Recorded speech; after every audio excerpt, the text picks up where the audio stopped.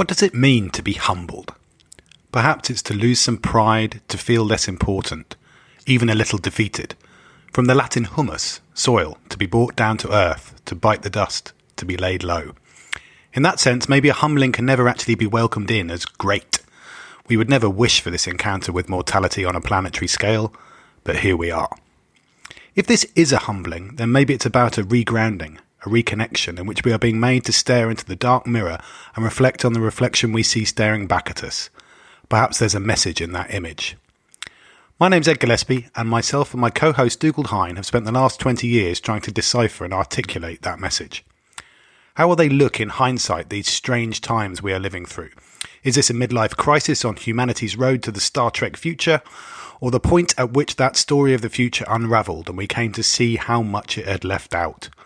What if our current crises are neither an obstacle to be overcome, nor the end of the world, but a necessary humbling? In the early weeks of the coronavirus crisis and the extraordinary rupture of the everyday that it represents, we set out to explore what it means to be humbled.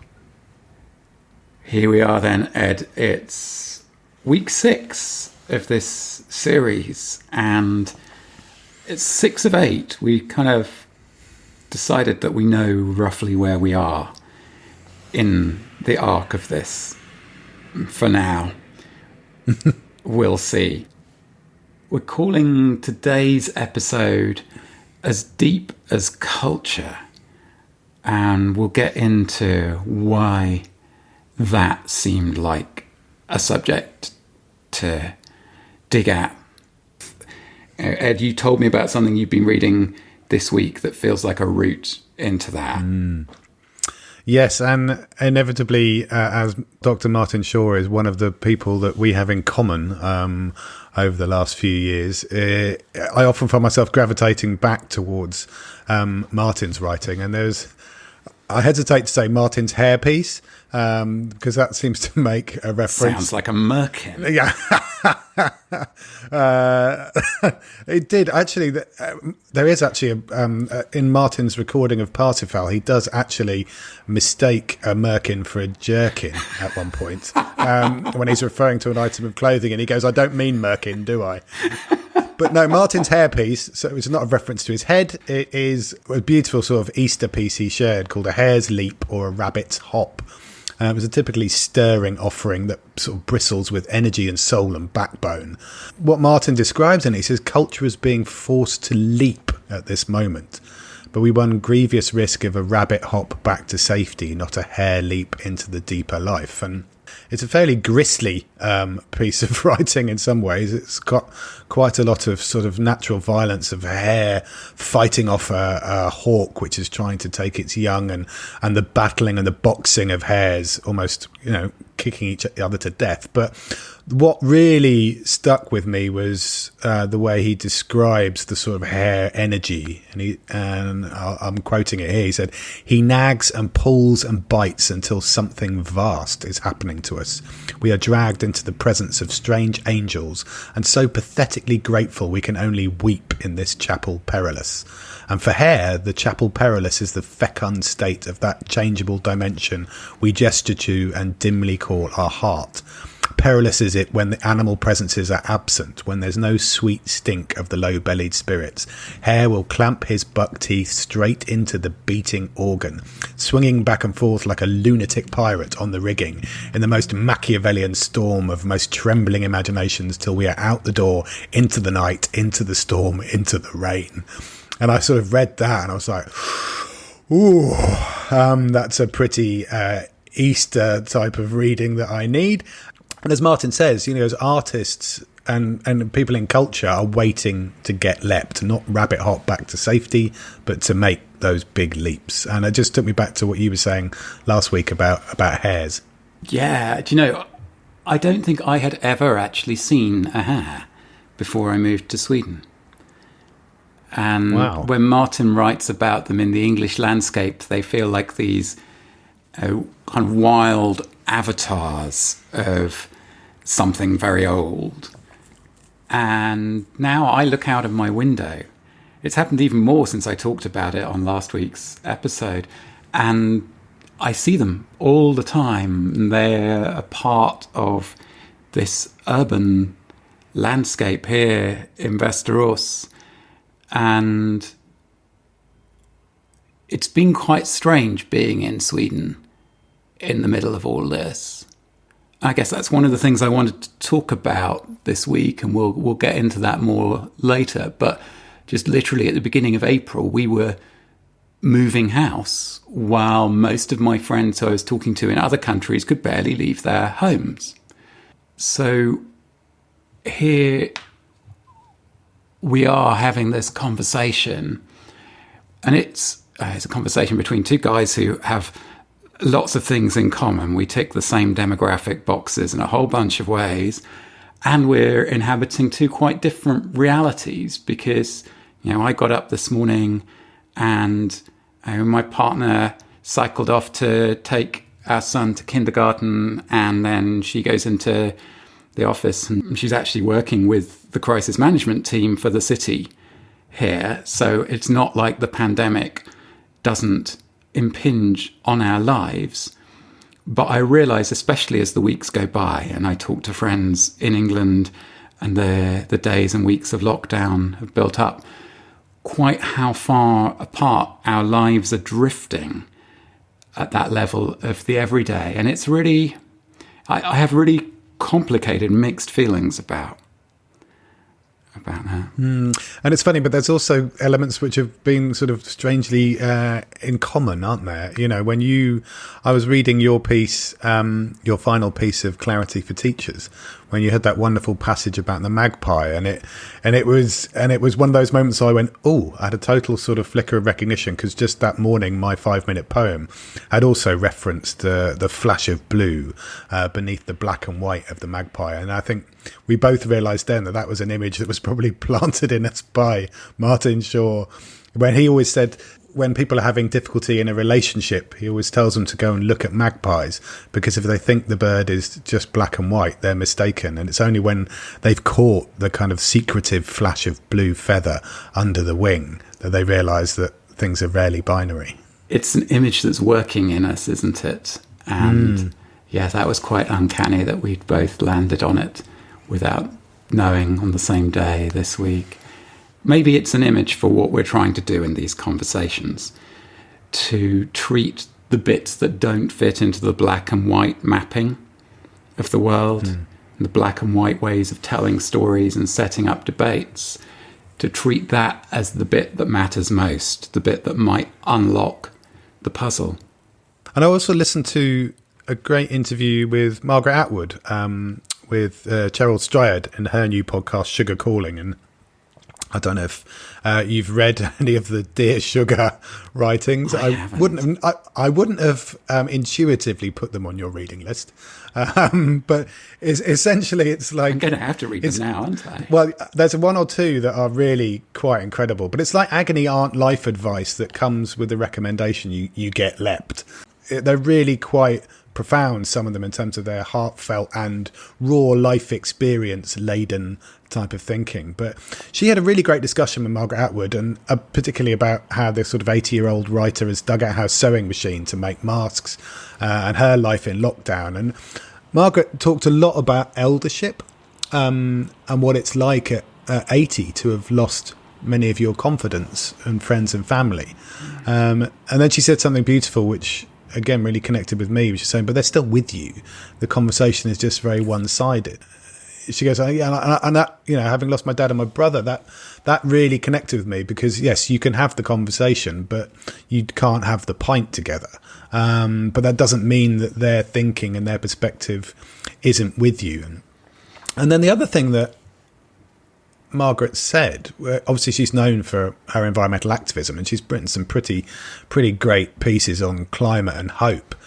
But she then referenced a guy called Barry Lord, who I'd not come across before. And he's the co-founder of Lord Cultural Resources, I think with his partner, which is an international museum planning consultancy. And he had a book out a few years ago, which is called Art and Energy, How Culture Changes. And Atwood described this book, quite intriguingly, as if it had been quite influential on her and her thinking. And in it, Barry describes how the dominant energy system of the day defines the culture and its actions and values. And the energy transitions are by their very nature, therefore, culture wars, and really gets into this dynamic of how a particular energy system and culture are completely intertwined and interdependent. And he takes the reader on a narrative journey where obviously it starts with wood and firewood, where it's all about access to land and forest and the importance of forest and the feudal relationships that come from securing the access to that energy. And then there's coal and the culture of production that comes from that, and the Industrial Revolution and the need for massive manpower and organisation in order to extract, burn and create the machine that we've touched on before. And then he almost argues that oil and gas led to a culture of consumption, where the culture of production of coal moves to a culture of consumption because oil and gas is relatively easier in terms of manpower to extract. It's not quite as intensive as coal, and so you have to the attention of the culture then works out other ways to use that energy. And then electricity is the culture of modernism. He even goes in a sort of sidetrack around nuclear power being connected to a culture of anxiety and fear and a certain degree of uncertainty of forces beyond our control. And lastly, he sort of brings it round quite beautifully to the idea that, you know, renewable energy is all about a culture of stewardship, which by its very nature then threatens obviously a culture of consumption or production. And so those threats to identity are what leads to these culture wars, and actually renewables start to repudiate those identities which are inextricably connected with consumption and modernism. I thought that was a really, really quite beautiful framing of the interdependencies between cultures and sources of energy. Yeah, that's quite a map, isn't it? Sort of story about the interrelation between the material and the technological and the cultural. And that last bit about renewables made me think of the debates that are still rumbling, or kind of something bigger and louder than firier than rumbling, around Planet of the Humans, and a few pieces that I read this week that are kind of trying to salvage the difficult, important part of the message from the things that might be problematic about that film. And so I can feel in me a little bit of resistance to the story of renewables as rescuing us from or turning us aside from industrial culture and industrial society and the things that it's produced. But it's... You get a story like that, a map like that, and it gives you a space in which to have a conversation. It's what I love about the social cartographies that Vanessa Andreotti and the others in the Decolonial Futures Collective work with, is that they're maps which very clearly, don't say this is just how it is, this is the only way you could draw a map of this territory. And by foregrounding that, they become a meeting point where you can have more difficult conversations that get beyond the black and white. I was thinking about this question of culture and, what's culture got to do with a pandemic? And I think it was Daniel Schmachtenberger who I heard saying, a virus doesn't care about your stories. Doesn't care about what story you tell about the world. Which is an echo of the facts don't care about your feelings piece, isn't it? Right, exactly. And there's something in that really resonates with me. And I talked back at the beginning of these conversations about experiencing this strange reluctance as someone who works with stories to throw a narrative around the raw experience of this collective encounter with mortality that's going on.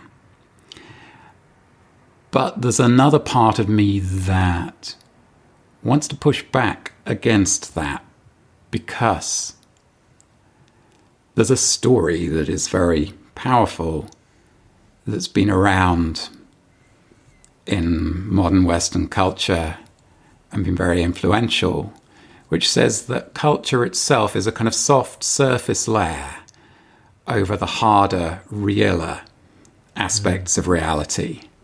You know, it's kind of a luxury or a comfort blanket or a thing that we use to distract ourselves from the hard lessons that our encounters with things like something as physical as a rock or something as biological as a virus bring when we collide with them. And so you could get from that a picture of something like this pandemic as kind of tearing through the illusions of culture and placing us all in this kind of bare biological condition of vulnerability in which it doesn't matter what language you speak or what story you tell. All that matters is what this virus is doing in your body. And it's not that simple. And maybe this is where, I think this is where the conversation about the difference between the response in Sweden and the response in Britain and elsewhere comes in, which is that, yes, you can abstract and study the virus as an entity outside of the cultural, but you can't have the virus existing within the world we live in outside of the cultural, because we can't exist outside culture. We live within culture in the same way that we live within homes or tents or caves. It's the kind of shelter of meaning that we find and construct out of the world in which we find ourselves. And you kind of can't get deeper than culture. And I think this is where the strangeness of living between two cultures, even two cultures which superficially look, really quite similar to each other, like Sweden and Britain, where we all tend to be quite whitish. If our ancestors come from these parts of the world, we tend to be a little bit kind of reticent in talking about emotions, and we tend to, Swedes like the British sense of humour a lot and so on. It's like, I always say the culture shock for me over the last 8 years, as I've got used to making my home in Sweden, is not the kind of jarring psychedelic culture shock that I had when I was in my 20s and I lived in China for a while. It's more like when you kind of come downstairs in the middle of the night and it's dark and you've kind of miscounted the number of steps, and you get that jarring when you get to the bottom and you think you're going to step onto the whole floor and instead there's one more step. It's these strange little moments.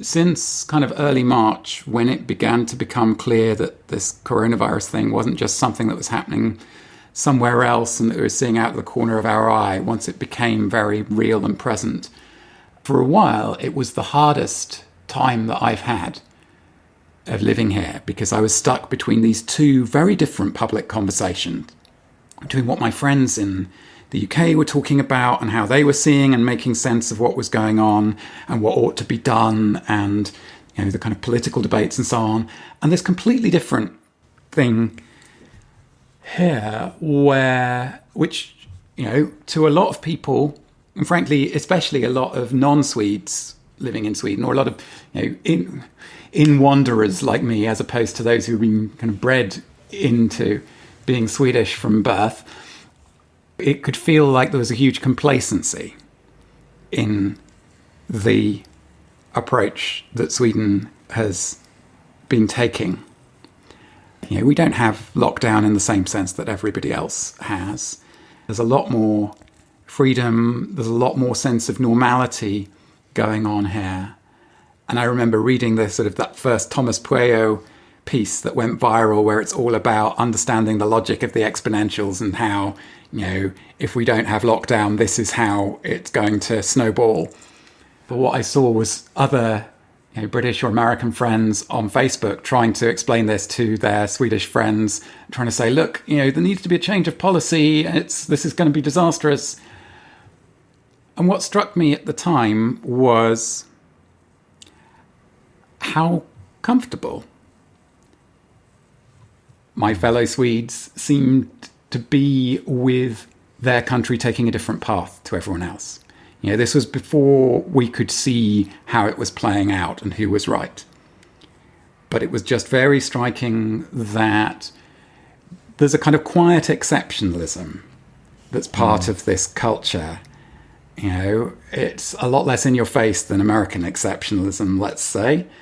But it's very much there. And I remember wondering, is this some kind of deep cultural memory of World War II neutrality, in the sense that the rest of Europe can be in chaos and devastation, and even Denmark and Norway gets invaded, and Finland is busy having the Winter War and all of the rest of it, and Sweden gets to sit it out?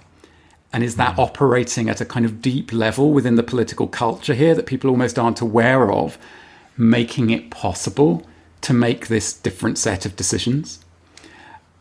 Is the scar of the 1990s crisis that was hit Sweden very, very hard in its economy, is that what's kind of guiding the policy making? It was incredibly striking to me when the Prime Minister here went on TV in the middle of March and gave a speech to the nation, which just doesn't happen. That's not how Swedish political culture works. He said, lives, health and jobs are under threat, kind of grouping the economic damage and the human casualties together in a way that, if Boris Johnson or Donald Trump comes out with something that seems to place that as an equation, lots of people are absolutely up in arms and this is the horror of neoliberalism, equating the economy with this much more real thing of human lives. And it's so interesting to see that a social democratic Prime Minister here in this society, matter-of-factly speaking in that language. And one thing that I've heard people say is that there's this sense of welfare in which the economy is bound up with the state's ability to provide for people, that means that there is a much more widely shared consensus that what happens to the economy is good for everybody or bad for everybody, than how it feels in Britain, where the good times for the economy haven't been felt by large parts of the northeast of England, where I grew up, for decades. So that must be part of it. I don't know. I mean, Ed, I've been sort of freewheeling here about what might be specific about the way that things are playing out in Sweden. But what do you see being in the middle of it all in Britain and coming from Britain? Well, there's a couple of things that just occurred to me while you were talking. One is that the culture of individualism in the States is manifest through he who shall not be named in the White House, where actually the response to the virus is all about re-election, or these knee-jerk quack cures of injecting bleach and some kind of miracle cure because getting the economy back on track is exactly the priority, and almost never mind the carnage or the mess created in the process. And equally, I live in an Anglo-Italian household, and so it's been fascinating and horrifying initially, watching the lockdown happen in Italy ahead of what happened here, and so being sort of prepared for that in advance a little bit, but also when Lombardy region was locked down initially, the Italian cultural response was literally to flee. Almost to kind of get in their cars and everyone drive to their second homes or go and visit relatives elsewhere, which obviously therefore completely undermines. And I wonder whether that's because Italian culture is highly regional. The idea of Italy as a national culture and a nation state is a relatively recent phenomenon. But in terms of the UK, it's a slightly paradoxical response, I guess. I mean, there is the deference, which is one aspect of the British psyche. And once we were locked down, we've been relatively obedient. We haven't had to have the super strict constraints that my friends in Italy and Spain have experienced. It's basically the fear of arrest to keep people in their homes. We've had some classic sort of British busybody type of behaviours, with police putting black dye in a Blue Lagoon reservoir in Derbyshire to deter swimmers on lockdown, and filming people with drones. But there has been a sort of general acceptance, I guess, in respect of authority. I would say that's creaking a little now. I live on Brixton Hill, so I can sense and see the traffic has definitely picked up again in the last week or 10 I can days. hear the traffic noise in the background compared to previous weeks when we've been recording. Exactly. So there you go. That's a pretty audible shift. So there is this part of the British mentality of acceptance and respect of authority, which is maybe why we keep electing old Etonians. And on the other side of it is, as you were saying, a sort of Swedish exceptionalism. I think there is a British exceptionalism. There's lots of that blitz spirit and war metaphor stuff that we discussed in episode 4. And even the Prime Minister's lucky escape, whilst being tended by an international team of care workers. This was sort of spun into his indomitable strength of character, as if grit, determination and a stiff upper lip defined your survival chances, rather than far more prosaic mixture of luck, lifestyle and dedicated medical care. But one other thought I had, actually, was I read a piece comparing coronavirus atmospheric transmission, so not the direct person-to-person transmission that all the physical distancing is trying to tackle, but the atmospheric transmission, comparing it to cholera outbreaks in London in the 1850s, where, when I used to drink in the John Snow pub on Broadwick Street in Soho, I became fascinated with the story of Dr. John Snow, who mapped the cases and identified the origins of the cholera outbreak to a contaminated water pump, which was the source of the infection. Now, previously, people had thought cholera was caused by bad air. So it was the sort of contact tracing of its day, which is what we're all obviously talking about now. But it really challenged the orthodoxy. And even afterwards, authorities continued to reject John Snow's argument as the cause being this connection between the oral and the rather distasteful fecal contamination of the water was deemed both too unpleasant for the public to comprehend, but also too disruptive to a city which just didn't have any sewage or sanitation really to speak of, which raised a couple of thoughts, which, I think, firstly, we love and celebrate mavericks after the fact, usually after they're dead.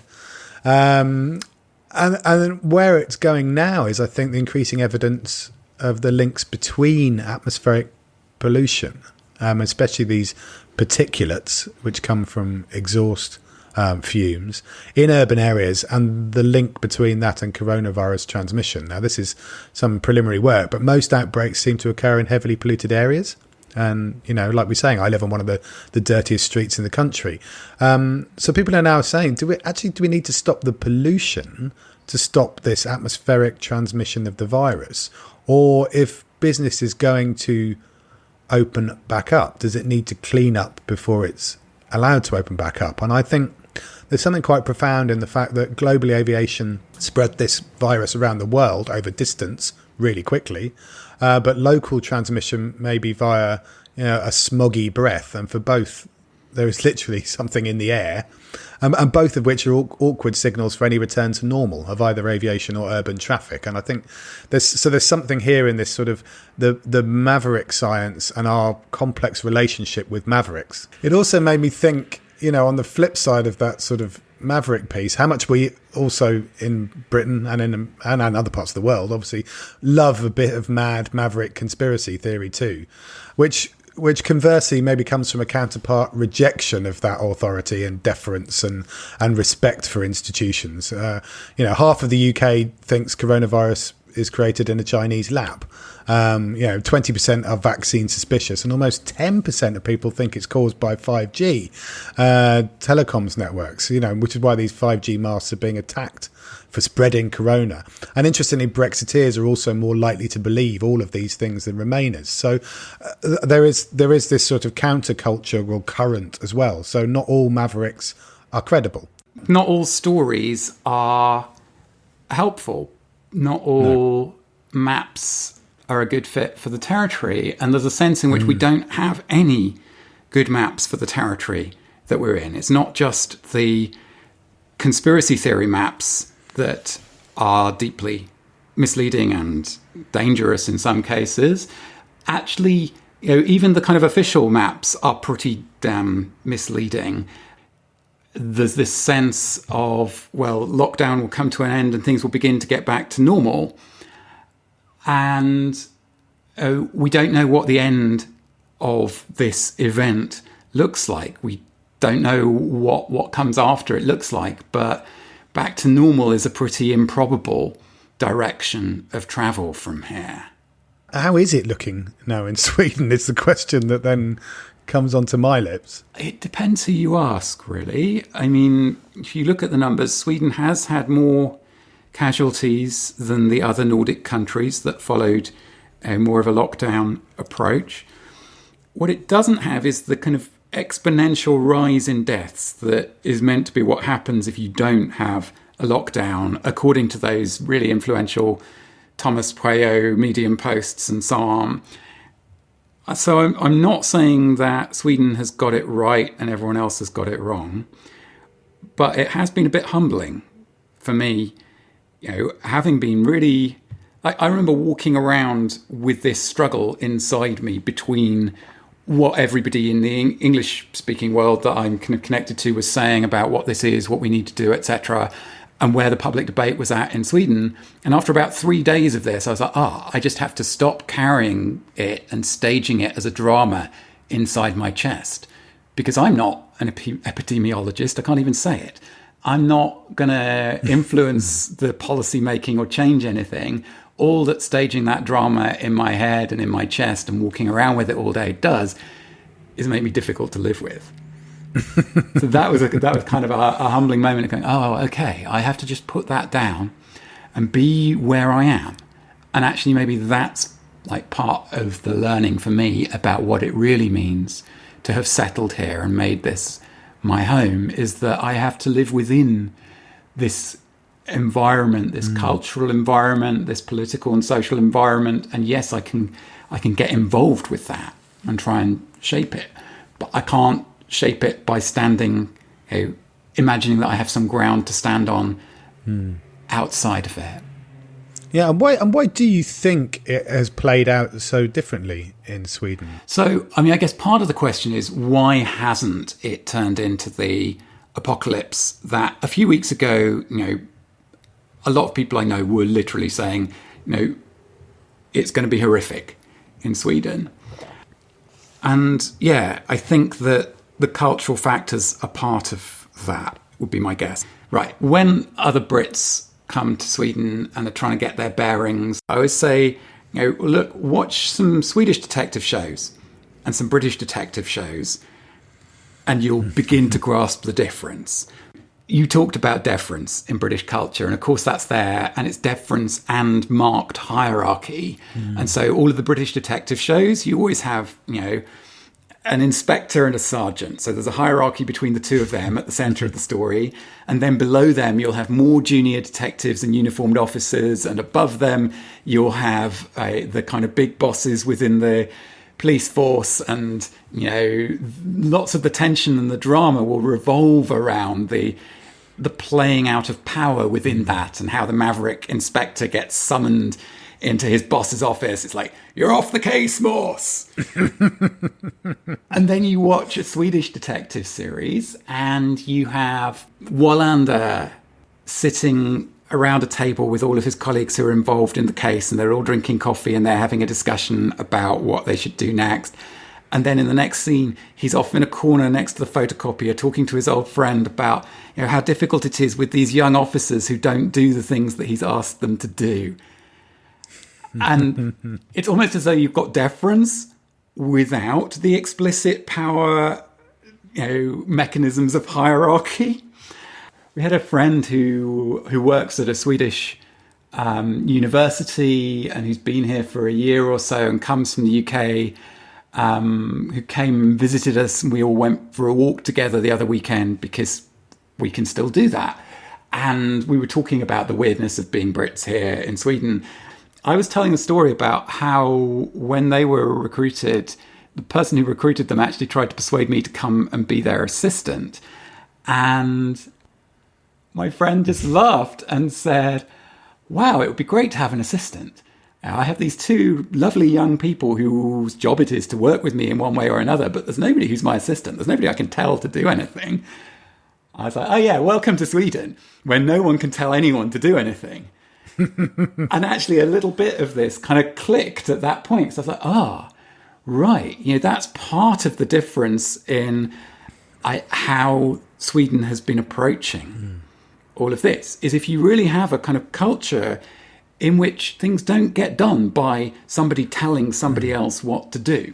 There has to be a more indirect mechanism. Have you ever seen those charts of like meeting dynamics and decision-making processes in different cultures? No, but I'm visualizing them already.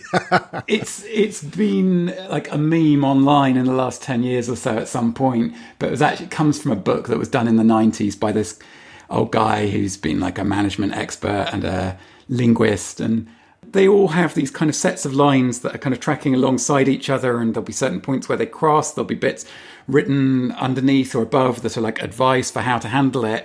But the Swedish one looks totally different because the lines get like halfway through the decision-making process and then just come to a stop.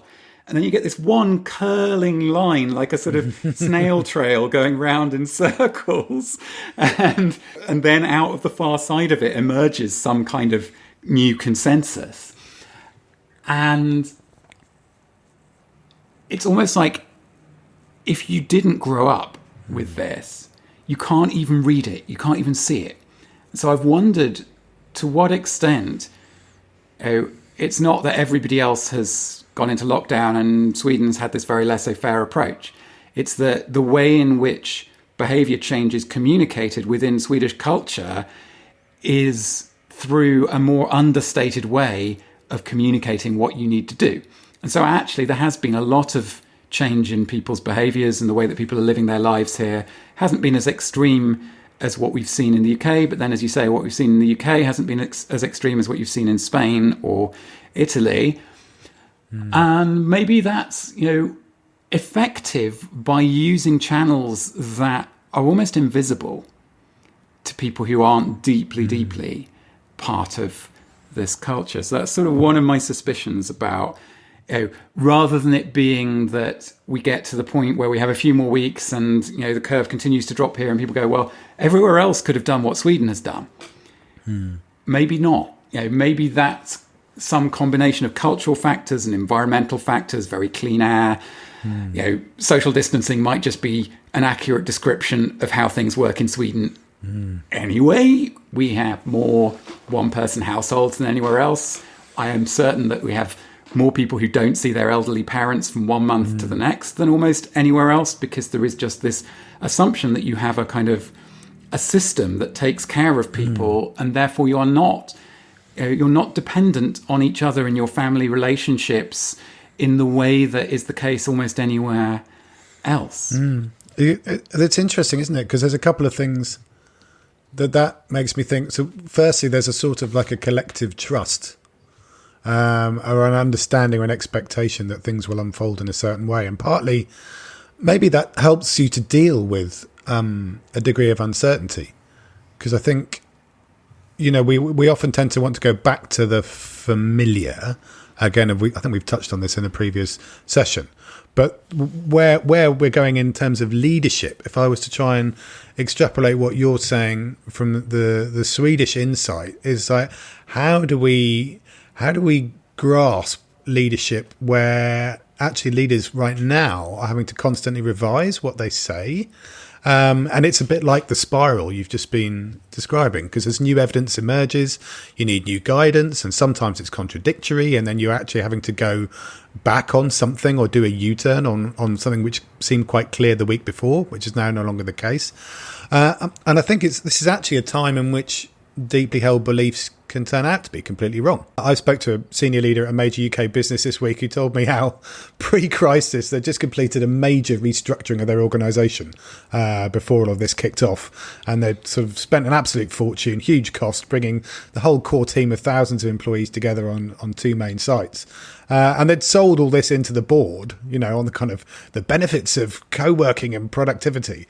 And now, post-crisis, they've actually discovered that when everyone's remote working, productivity's actually gone up. And they've almost got to go back to the board and give a completely contradictory message of what they said just 2 years ago and say, that thing that we talked about before? Well, actually, it turns out that the opposite is true. Oops. Oops, exactly. And so I think leadership right now feels a lot more like holding the space for vulnerability, but being really honest and able to admit that we don't know what something else is here, and having that permission not to be the heroic leader with all the answers all the time. The thing that brought that home to me even more was actually there was a pretty good letter that was out yesterday, I think, from the CEO of Airbnb. Obviously, it was a pretty difficult CEO letter. There's quite a few of them flying around at the moment. I've got to write to everyone in my organisation and explain why we're laying off 25% of our staff, thousands of people. He said, we don't know when travel will return, and when it does, it will be different. So, really, no back to normal. This is really embracing a very different future. And what he seemed to allude to, which I thought was perhaps the most heartening piece, and as you would say, this is just a clue. This is not proof. But he said, we've got to get back to the idea of human connection, of what we first founded our organisation on, which was real people in real homes, hosting each other, and that very innate human notion of hospitality. And arguably, Airbnb completely lost that. They were absolutely a disaster. They just became another space renting agency, another holiday home site, and worse, with the sort of hotels and luxury options. And some of the good things that the CEO has done is obviously they've made every departing employee a shareholder, allowed them to keep their laptops and their healthcare and retraining in job search. But for me, reading his letter, it felt like a humbling, about them having to go right back to basics in a really humble fashion and say, we started this business on the notion of being able to travel like a human. And in the future, that looks like it's going to be much more localized, much less flippant, fly by night. And we've got to get back to what real human connection at the heart of that understanding of hospitality means. There's so much depth there if you start digging into what it might really mean to travel like a human. I mean, when we started a school called Home and we made the invitation to our first course in Sweden, we knew that we would have people who were wanting to make journeys from a long way away to be here. And we wrote on the website, think twice about flying. And actually, we thought twice about making those kinds of invitations to courses that attract people to make the journey where you get on a plane from the other side of the world to come here and be part of this small school. And one of the threads that's run on from that with some of the people who were part of that first course is about what close to the ground travel might mean. Like, how does culture cross boundaries in a time when we can't just be hopping on and hopping off planes as if there's no tomorrow? I mean, Ed, I know you wrote the book about traveling without flying, but there's something deeper in that once you start to look at it in terms of the way that a whole world like the culture sector, let's say, organizes itself, because you realize how much of that travel involves people going to a city without even being there. Like, you get to the airport, you get to the hotel, you get to the place where you're meeting lots of other people who've come from different cities around the world. You spend the day together, you give your talk at the thing, and then you go back to the airport and get on the plane home. And it's not just that it's utterly unsustainable, it's also quite shit, frankly. And there have to be more human ways of travelling. And so we've had this idea that we've been sort of seeding for ages of this thing called the Silk Road. So you might have an artist who's setting off from Doncaster, and over the course of a month, using an Interrail pass, they are making their way to somewhere in central Sweden and then back again. And every couple of days, they move on to another place, and they're hosted by somebody locally, and they are that month's guest at a monthly event that happens that also has contributions from people who live in that town or city or village. And in this way, over the course of a year, you would have 12 artists who make that journey. They make a decent living out of the events they do on those month-long tours, and they kind of contribute to the weaving together of something that is both local and connected over distance. I think there's something that's kind of more beautiful and more meaningful in that than a lot of the ways that we organise culture and travel at the moment. But it starts from somewhere utterly different to the where our existing institutions start from. It's like it's what William Stafford would say, is following the thread. I love the Silk Road as thread, which is kind of what you're alluding to, rather than the sort of chopped up sections that we might actually experience in a sort of more commoditized way.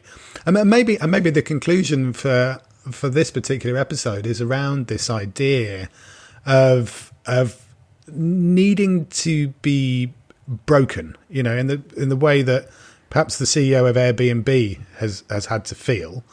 Either by what Martin would say, by beauty or by truth.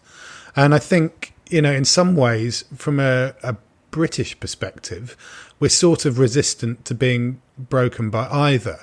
We're resistant to being broken by the beauty of the rewilding and the things we've talked about in terms of the resurgent spring nature that's been revealed to us. And somehow that beauty is not enough to create the resistance to a return to so-called normality. And equally, we're a bit resistant to the truth of the virus, calling into question some of the fundamental cultural stories we tell ourselves. So much of this is about, what would it cost to know what it really means to travel like a human, or to live like a human? We've been in these societies that have been addicted to this kind of upward sweeping trajectory of progress and growth and development. And we know, you and I know from the work we've been doing, and actually lots of other people know, it's like 1/4 of an inch below the surface of our whole culture, how unsustainable that is, how impossible it is to just kind of reboot that trajectory where the whole of history is building to the rocket ships taking off. But what's harder is to get oriented to what might take the place of that. I guess, I mentioned last week, and we've launched it now, we're running this course, an online course called Homeward Bound, which starts next Thursday evening and is really about reorienting ourselves, turning for home, and what that might mean. You mentioned Martin talking about getting broken. I remember talking to him after we'd held our first course here in Sweden, and him saying, look, you run a school like this, people are going to be broken open by these kinds of conversations, this kind of work, and you can either break them with beauty or you can break them with truth. But there's something else he says somewhere, we won't have a story worth telling until we see a culture broken open by its consequences. And frankly, that applies every bit as much here in Sweden as it does in the UK. It applies more the further up those sweeping curves of progress and growth and development you are or think you are as a culture. And I don't know whether this thing that is unfolding, that begins with the coronavirus pandemic and spreads into all sorts of other consequences, I don't know whether that is the consequence that Martin's talking about there. I don't think any of us knows yet. It's like that bit from the end of King Lear. Is this the promised end or image of that horror? We don't know yet, but what we do know is that consequences are coming. And what I've experienced in conversations over recent weeks is, among all of the different things that are happening as a result of this crisis, there is, for a lot of people, more space to talk about and grapple with and try and make sense of that than there has been. So let's use that space as best we can. Thank you for listening to The Great Humbling. These are astonishing times to be living in. Times in which many things are revealed, uncovered, brought into a new light. We see this podcast as very much an exploration, not a prescription. A provisional investigation that maybe loves questions more than answers to begin with, and needs a little time and space to breathe. This is an unscripted conversation, a wandering, if you will. And as Tolkien said, not all those who wander are lost. We plan this as a series of informal and roving conversations as we all adventure into uncharted internal and external territories. For us, daring to dream beyond the current urgency does not dismiss or disrespect it. Rather, it honours it. Whether we like it or not, our futures are already being decided today. Please do comment, ask questions and respond. You can find us on Facebook at The Great Humbling. This is initiation at a cultural scale. Please come and join us on this emergent journey.